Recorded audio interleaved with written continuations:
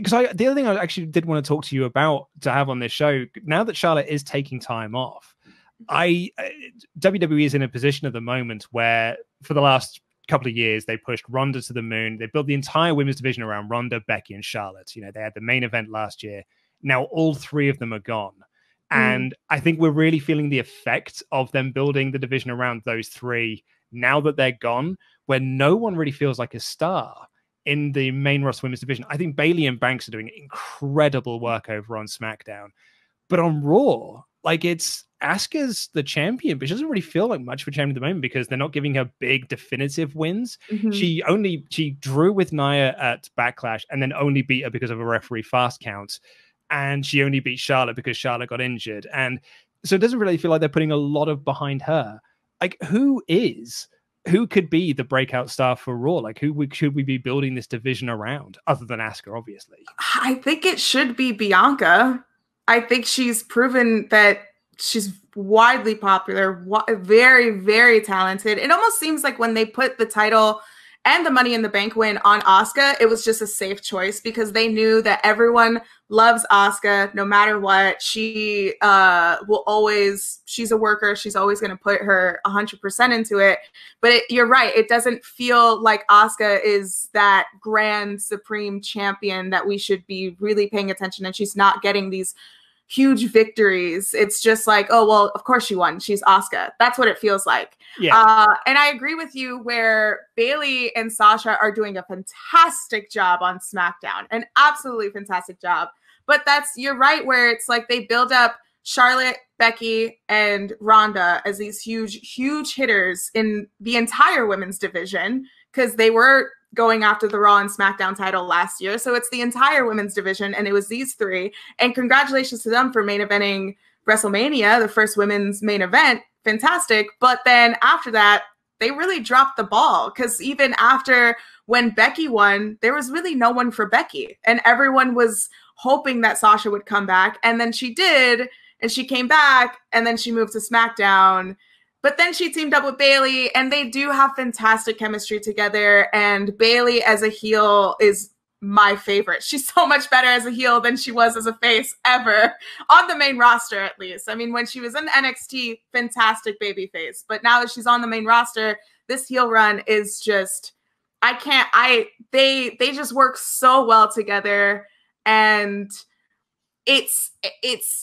Bayley's not as annoying, but she is annoying. Yes. Yeah. Yeah, totally.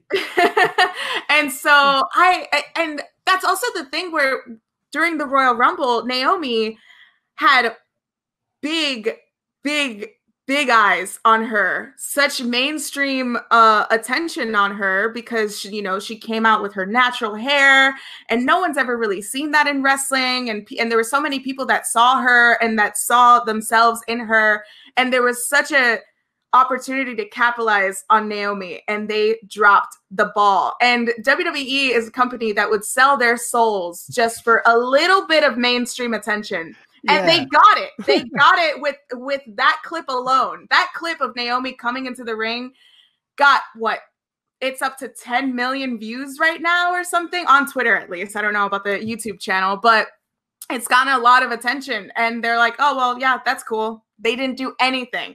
They could have, I understand if they didn't want to have Naomi win that night because they had Charlotte, fine, they had plans with her, but they could have done something with Bayley and Naomi with the SmackDown title. She was in the middle of it when it was Bayley and Lacey Evans and Sasha and Naomi, and they could have done something great with Naomi and have her win at WrestleMania. You already have the mainstream eyes on her, and for weeks people were tuning in just to watch Naomi, and they completely dropped the ball with her. Yeah. And that's someone that they should have, I think that they should build the division around, because you have the mainstream eyes, you have so many little girls and little boys and any age, doesn't matter. It ranges where people relate to her, and they could have built something really huge with Naomi, and they just didn't. And I think we all know why. Yeah, when she came back in the Rumble, like when we did our live stream reaction, I couldn't stop. I just kept like, God, she looks so rad. She looks so awesome. She looks so good. Her hair just like flowing, running, and then just when she jumped over, and then oh my God, she looked amazing. She looked so good. And not only that, but she is a fantastic performer, and she has proven time and time again that she is absolutely underrated and nothing.